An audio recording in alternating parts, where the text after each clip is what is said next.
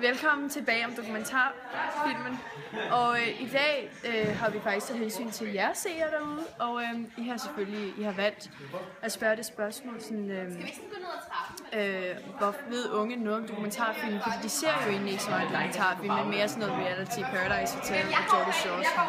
Så i dag har vi simpelthen valgt at træde ind i ungdoms hænder, og så går vi ind i Brøndemark skole her i Hillerød, og så spørger vi dem, om de ved noget om dokumentarfilm. Så kom med.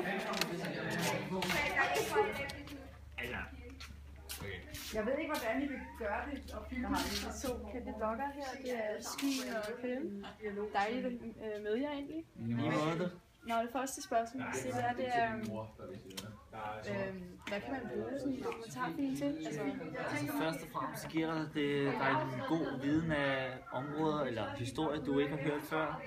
Og det er så det, der gør det mere spændende, og det er det, der får dig lyst til at se dokumentarfilm. Har du noget at tilføje? Jeg synes også, dokumentarfilm er rigtig spændende, fordi man lærer altså meget mere af det end normale film, og det er altid dejligt at vide noget om. For eksempel, hvis man ved noget om det, så er der jo helt klart nogle gode dokumentarfilm derinde for. Okay. Har du så også nogle kendetegn sådan en dokumentarfilm? De kendetegn er jo tit, at det er med håndholdkamera, og vi ikke rigtig har sat nogen lys op. Så er det selvfølgelig råt og uklippet, og selvfølgelig uden at man har tvunget situationerne frem.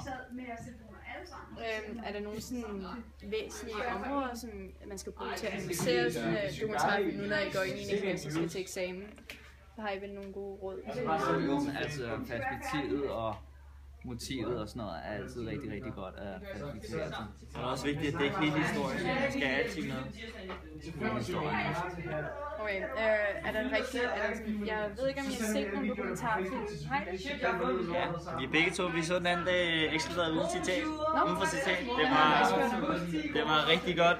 Det var rigtig godt. Så kunne man også følge, hvordan en redaktion de arbejder til hverdag. Fordi de skulle være meget stressede. Så får man hele historien. Ja. Flue på væggen, det er altid en meget spændende tilstand at tage til en film, især dokumentarfilm. Og Ekstrabladet uden for citat, det var jo rigtig, rigtig spændende, fordi at man jo normalt ikke ved så meget om denne genre og hvad der sker her på Ekstrabladet. Så er de jo også meget kontroversielle, så det var jo ikke helt uden action. Det var godt. Tusind tak for jeres svar, drenge. Selv tak. Det var så let. Nå, det var sådan lidt.